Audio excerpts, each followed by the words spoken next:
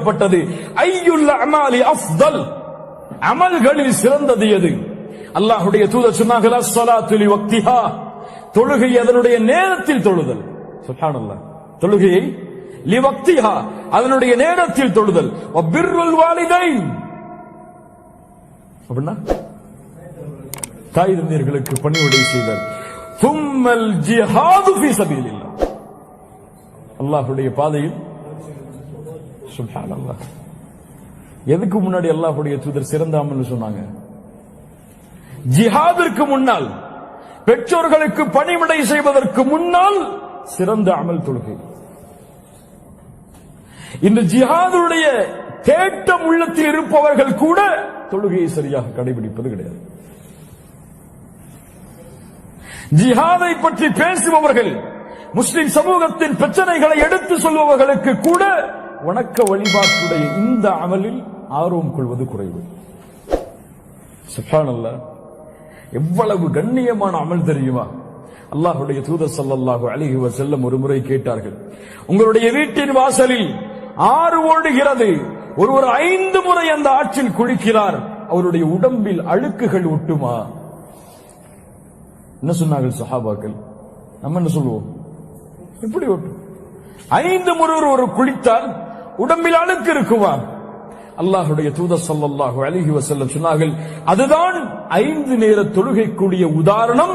அதன் மூலமாக பாவங்கள் அழிக்கப்படுகிறது, பாவங்கள் நீக்கப்படுகிறது. ஒரு மனிதர் அல்லாஹ்வுடைய தூதர் ஸல்லல்லாஹு அலைஹி வஸல்லம் இடத்தில் ஓடி வந்தார்.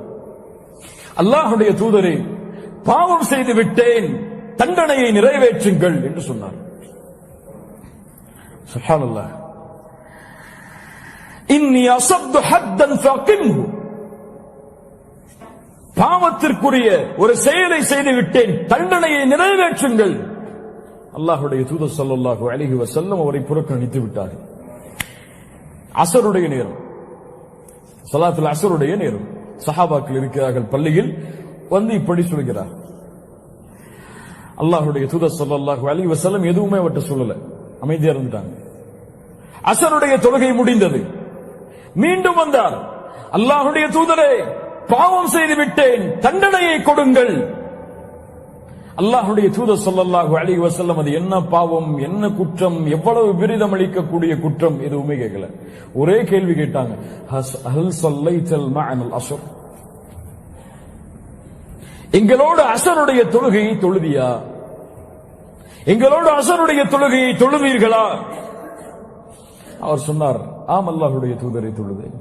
அல்லாஹ்வுடைய தூதர் சொன்னார்கள், இத்ஹப் ஃபஇன்ன அல்லாஹ் தஆலா கத் அஃபா அன்க, நீ சென்று விடு, அல்லாஹ் ரப்புல் ஆலமீன் அந்த பாவத்தை உன்னிடமிருந்து மன்னித்து விட்டான் என்று பொருள் வைக்க கூடாது. அஃபா அஃபு, அல்லாஹ் ரப்புல் ஆலமீன் இந்த பாவத்தை உன்னிடமிருந்து நீக்கி விட்டான்.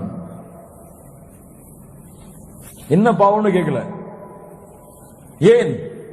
தொழுகை அவ்வளவு கண்ணியமானது, தொழுகைக்குரிய மதிப்பு அல்லாஹ்விடத்திலே அவ்வளவு உயர்ந்தது.